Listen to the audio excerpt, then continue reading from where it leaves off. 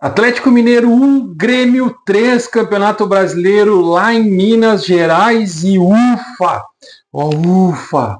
Realmente o Grêmio conseguiu uma grande vitória. Foi um baita de um jogo. Alguns podem dizer que no início foi um pouco tumultuado, um jogo pegado, um jogo bruto, mas eu acho que as coisas melhoraram. As coisas que aconteceram durante a semana, as mudanças, as possibilidades de jogador chegando e a saída de alguns atletas mudou um pouco o ambiente do Grêmio. E o Grêmio ganhou um pouco mais de corpo. Sim, eu falei isso já no vídeo anterior, no jogo anterior do Grêmio, que Balbuena jogou e o Carlos Vinícius. Ah, o Carlos Vinícius, a gente precisa falar dele. Precisamos falar do Balbuena. E também nesse vídeo eu vou falar sobre os reforços que estão chegando para o time do Grêmio já nesta semana e que já vai mudar de vez. O Grêmio ganha corpo e nada mais, nada menos do que uma vitória em cima do Atlético Mineiro, que é um super time, para poder ganhar paz e ter um segundo turno de Campeonato Brasileiro impecável. Quero falar sobre isso, então dá aquele like para nós aí, para a gente atingir mais gremistas. Eu conto com o apoio de todos vocês. Se inscreve para quem está chegando aqui pela primeira vez. Eu sou o Léo Nascimento Underline, há 5 anos já fazendo um jornalismo identificado com o Grêmio. Eu conto com o apoio de todos vocês. Foi um jogo muito tumultuado no início e eu quero falar sobre os reforços que vão entrar neste time de determinado momento. Então, vem aqui junto e entende, fica até o final para vocês entenderem o que foi essa análise do jogo do Grêmio e entenderem as diferenças, verem as diferenças do time de agora, porque estava antes, com apenas uma semana. Alguns vão dizer que aquele tumulto do ônibus, da torcida ter alguns torcedores, né, foram lá e tentar agredir os jogadores do Grêmio, teria dado alguma contribuição para essa vitória, mas o fato é que dentro de campo não tem torcedor e os jogadores foram muito bem. 30 minutos foi ali de um pegadinho o jogo, de um lado para o outro. O Mano Menezes começa no lado direito com o Ronald, que perdeu o Camilo, né? E aí manteve Balbuena e Kahneman, deixando o Wagner Leonardo de fora. E foi cogitado aí 3 zagueiros, foi cogitado o Edenilson no lado direito. O fato é que o Mano mostrou que realmente está entendendo o que é o grupo do Grêmio e quem são os jogadores. E Cuejar foi fundamental nesse time do Grêmio.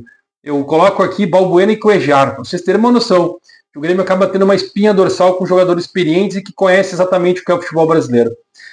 Cuejar, Balbuena, Cuejar e Carlos Vinícius. Aqui mudou. O Grêmio tem uma falha ali no meio de campo, que o Mano tentou ajustar, colocando o Edenilson um pouco mais à frente ali, fazendo tipo como se fosse um tripézinho de volantes, mas tentando armar o jogo pelos lados, que foi o jogo do Grêmio o tempo inteiro, pelas laterais, com o Alisson pela direita e o Kiki Oliveira pela esquerda e o Marlon dando aquele suporte ali, caindo junto, então meio que tumultuando o meio de campo. O Grêmio foi num 4-1-4-1 praticamente nesse sentido com o Cuejar. O fato é que o Grêmio toma o gol e é atacado 2 vezes pelo Atlético Mineiro quando o Cuejar sai do jogo. Quando o Cuejar sai de posição, não do jogo, sai de posição. E aí fica um espaço aberto no meio, porque o Vila Sante não tem esse tato de recompor, ele é um jogador que vai para frente, então quando foi os dois abrir o meio campo, e isso a gente percebeu há muito tempo, já se falava já do ano passado para cá, e acho que agora o Mano entendeu e o Cuejar é o cara que vai fazer a diferença. Eu coloquei aqui pontuado alguns detalhes do jogo que eu escrevi e vou traduzir para vocês aqui, que não é muita coisa, mas que mostra exatamente o que o Grêmio jogou. Em 30 minutos do primeiro tempo, o Ronald estava um pouco mais fixado no setor defensivo, ele não atacava. Ele estava ali fixado para ser o terceiro zagueiro e não deixar as investidas, né, do ataque do Atlético. E o Alisson mais à frente, segurando o ímpeto do Guilherme Arana. Balbuena e Kahneman, como eu falei, com o Cuejar à frente, cara, não tinha como nenhum jogador entrar dentro da área do Grêmio. Tanto é que eles não entraram. Em nenhum momento o Atlético entrou dentro da área do Grêmio. O gol do Atlético foi de fora da área. Numa falta em que o Hulk coloca para trás e o Gustavo Scarpa, muito bem, bateu de fora da área de esquerda, botou a bola no ângulo. E isso é uma falha do Grêmio. Ninguém foi, porque o Grêmio estava com uns 11 jogadores atrás da linha da bola. E ele bateu de fora da área, fez o gol. Foi só dessa forma que o Atlético chegou. É uma proteção. O Carlos Vinícius, que é um oceano de diferença, de qualidade, de tudo que o Grêmio tem hoje no futebol. E vou te dizer mais aqui, vou confrontar, tá? Eu gosto muito do Martin Braithwaite, mas o Carlos Vinícius mostrou que ele é o cara que precisava. O Grêmio estava precisando de um cara assim. Eu acho que o Renato já pedia, né? O Quinteiros pediu, agora o Mano pediu e veio o Carlos Vinícius e é o cara que está fazendo diferença. Depois ele foi expulso, nós vamos falar isso num outro vídeo sobre as expulsões e eu vou falar exatamente só sobre isso. Ele protege, ele briga, ele ataca, ele teve oportunidade que foi por um detalhe, assim, uma decisão dele, ele foi travado e não conseguiu fazer o gol. Ele ficou indeciso, estava com a direita e com a esquerda, e ele foi travado dentro da área. Dentro da área, ele com pivôzão virou, recebeu e tentou bater e foi travado. Os ataques continuam sendo pelos lados, como eu já falei no início do vídeo. O Grêmio sem meio armador, o Edenilson, foi ser o cabeça pensante do time, mas só jogando pelos lados. 37 minutos foi a falta do Atlético e aquele gol de um ângulo do Gustavo Scarpa, um erro de posicionamento. O Vila Sante sai com problemas no joelho aos 42 minutos de jogo. Aos 44, escanteio cavado pelo Carlos Vinícius. Meu, que centroavante. Que centroavante. Que centroavante é esse que o Grêmio arrumou? O Marlon cruzou e o Edenilson, em disputa de espaço, nem subiu para cabecear e fez o gol do Grêmio de empate. Nem subiu, estava sendo agarrado. O juiz podia dar pênalti, mas a bola entrou. O Grêmio ficou naquele primeiro tempo com uma postura defensiva, mas com muita personalidade. O Grêmio brigava, o Grêmio estava com vontade, o Grêmio queria comer a bola. Não deixava o Atlético crescer. E isso, claro, por tudo que aconteceu nas redes sociais, foi dito exatamente que o Atlético era um super time e que o Grêmio tinha que se defender e sair por uma bola. Até então, entre aspas, parecia que o Grêmio ia jogar por uma bola, porque já saiu o gol de empate do Grêmio e ficava nessa forma. Mas não foi bem assim. O Grêmio continuou indo para o ataque. Inclusive, o Grêmio entrava dentro da área do Atlético mais fácil do que o Atlético tentava entrar na área do Grêmio. Tinha mais facilidade. E ali mostrou uma falha defensiva do Atlético Mineiro e o Mano Menezes conseguiu perceber isso e começou a fazer as mudanças táticas dentro do jogo. Isso é importante. A qualidade do Atlético é fundamental, é superior à do Grêmio, a gente sabe disso. Mas o Grêmio teve os caras brigadores no jogo. Volto a falar. Cuejar, Carlos Vinícius e o Balbuena. E o Alisson fazia a diferença pelo lado direito e o Marlon pelo lado esquerdo. O Marlon que queria vencer o Atlético, até porque o time dele era o Cruzeiro e já tinha rivalidade, então ele estava dentro do estádio sendo vaiado e precisava dar uma resposta, e conseguiu, porque ele foi um dos melhores do Grêmio em campo. Eu estou citando aqui os 4, tá? Para mim, os 4 melhores em campo. Acabei de falar para vocês aqui quem são os 4. O Grêmio começa o segundo tempo controlando as ações do Atlético Mineiro. O Atlético segue, né, o Grêmio segue fazendo os ataques pelos lados e o Atlético pelo meio. Mas o Kiko Oliveira continua fazendo sua jogada pelos lados. E ele, né, acaba cavando um escanteio no segundo tempo. O Marlon cobra, o Ronald escora de cabeça dentro da área e o Balbuena vem e dá uma pancada na marca do pênalti, estufando a rede, fazendo 2-1, e aí a gente gritava, assim, ó, ufa! E o general, né? E o Balbuena fez sua comemoração tradicional, o Grêmio 2-1, e ali eu já senti que as coisas iam melhorar para o Grêmio, o Grêmio ia ganhar o jogo, eu estava ansioso, mas eu já tinha certeza que o Grêmio não ia perder o jogo. O Grêmio não ia deixar de pontuar nesse jogo, que era o principal objetivo, pontuar. 2 gols de bola parada. E aí todo mundo dizendo que o Grêmio não tinha chutado a gol ainda, mas foi 2 gols de bola parada. Que, né, gurizada, convenhamos, né? O negócio é vencer.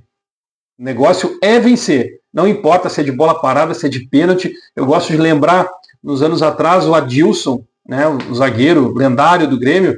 O Grêmio venceu o Atlético Paranaense com 3 gols de pênaltis cobrados pelo Adilson. E o Grêmio só tinha feito aqueles pênaltis. Só. O Atlético Paranaense atropelou o Grêmio. O Grêmio meteu 3-0 com 3 gols de pênalti. Não importa. O que importa é a bola dentro da casinha. E é isso. E aí, o que acontece? O Grêmio continuava com pouca criação. Né? E aí, em seguida, vem a expulsão do Carlos Vinícius.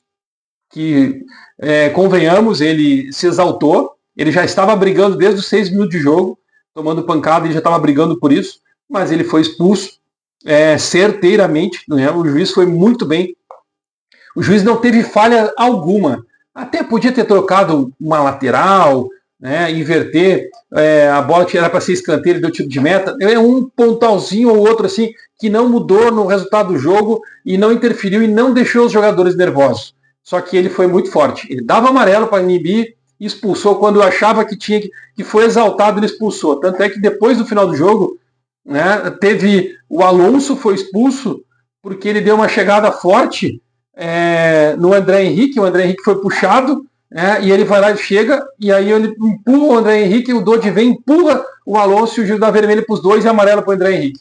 Tipo, tu revidou, tomou cartão. Foi o critério dele e eu parabenizo por isso. Mas isso vai ser para um outro vídeo que eu vou trazer para vocês. Aí o que aconteceu? O Cuejar, o Coelho foi expulso, né?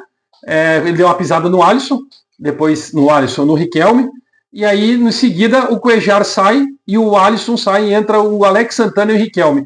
Eu fiquei preocupado por causa do Alex Santana, que ele não estava muito bem, mas ele entrou posicionado no time do Grêmio para poder fazer uma função diferente no meio-campo, para ganhar ele alto, forte. E o Riquelme ficar solto ali, porque já estava 10 contra 10, podia fazer o falso 9. E foi o que aconteceu. Aí, em seguida, o Coelho foi expulso, né?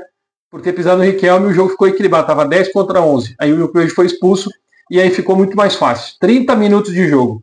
Aos 38, o Aravena, entra o Aravena e o André Henrique aos 38 minutos de jogo e sai o Edenilson e o Kik.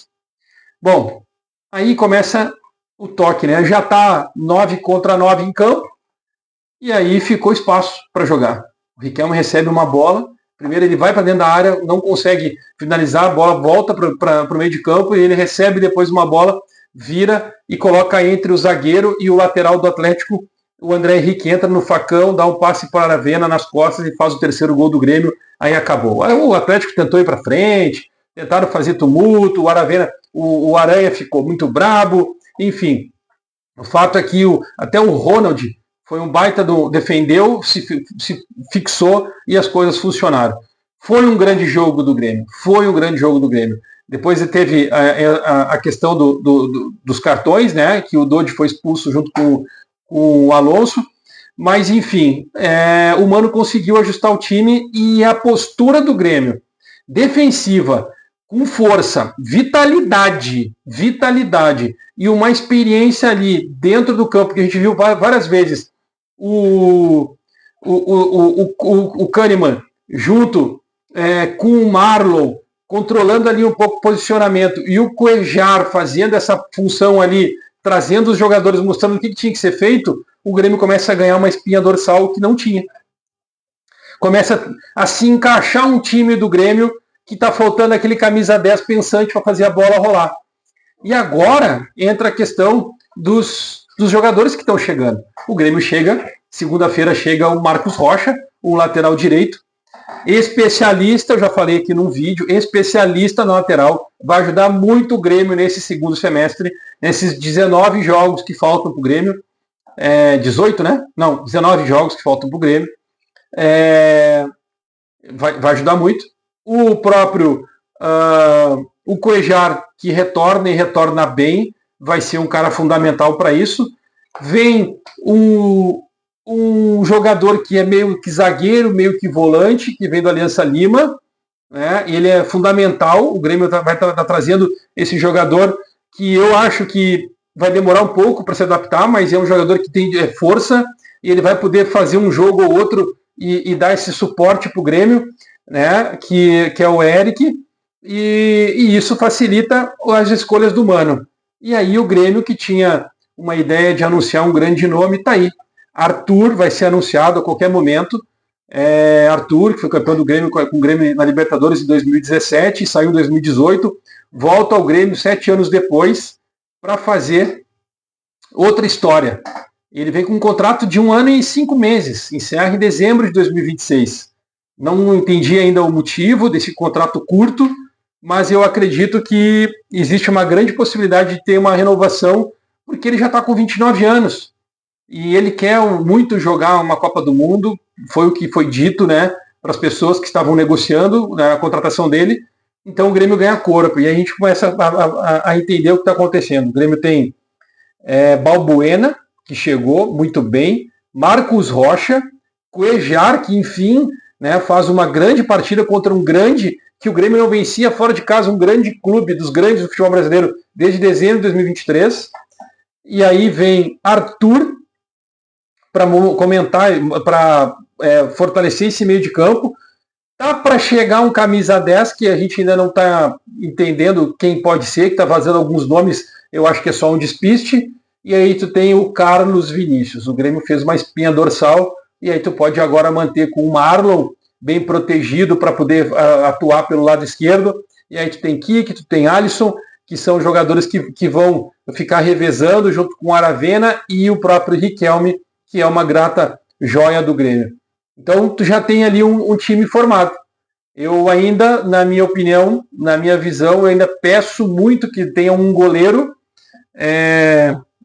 que a gente confie, porque o torcedor não confia. O Mano até pode confiar no Volpi, mas o torcedor não confia no Volpi. Então, vamos lá.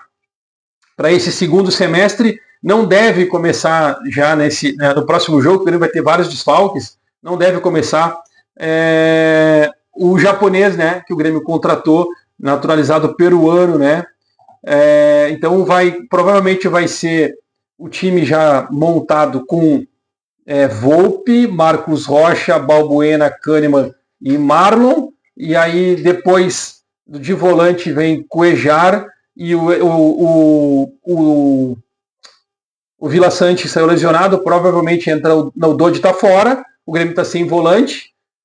O Edenilson, eu não sei se tomou cartão, eu não lembro se ele vai estar fora, o Grêmio vai ter que ajustar ali, talvez até o próprio Ronald, e aí vem com um meio armador, o Riquelme, o Grêmio vai jogar dentro de casa, e aí entra na questão dos outros jogadores de frente, que ele vai ter opção para poder rodar. André Henrique deve ser o centroavante, já que o Carlos Vinícius foi expulso. Espero que não seja julgado, mas ele foi expulso e é uma pena ele não estar para esse próximo jogo contra o Ceará na Arena. O Grêmio precisava estar com ele, deu uma diferença muito grande. Mas o time do Grêmio terá será com ele. Já nos próximos 2 semanas, já vai ser Balbuena, Marcos Rocha, Cuejar, Arthur, esse camisa 10 talvez que possa ser, se o Arthur não for esse meia que vai ajudar a carregar a bola e fazer essa função, essa ligação, junto com o Carlos Vinícius ali, quem sabe até o Martin Braithwaite jogando um pouco pelo lado, começa a ganhar uma experiência, corpo, jogadores experientes e que sabe, né, que não sentem a pressão. É por aí. O time do Grêmio, a gente já sabe que depois do jogo contra o Atlético Mineiro, o Grêmio não tem mais chance de cair. Realmente as coisas mudaram a partir de agora. Bom, sobre as contratações, a gente ainda vai falar muito a respeito para saber o porquê, principalmente a chegada do Arthur, já que o atual presidente, o Alberto Guerra, sempre foi, já deixou muito claro em entrevistas, que ele é contra repatriar ídolos. E o Arthur é um ídolo, sim, formado no clube. E repatriar neste momento seria algo que foge do que é a convicção dele. Né? Então, será que foi ele? Vamos trazer isso para vocês em seguida. Mas comenta aí, dá o like, e se tu chegou até aqui junto comigo, se inscreve no canal. Dá essa moral para nós, daqui a pouco a gente volta.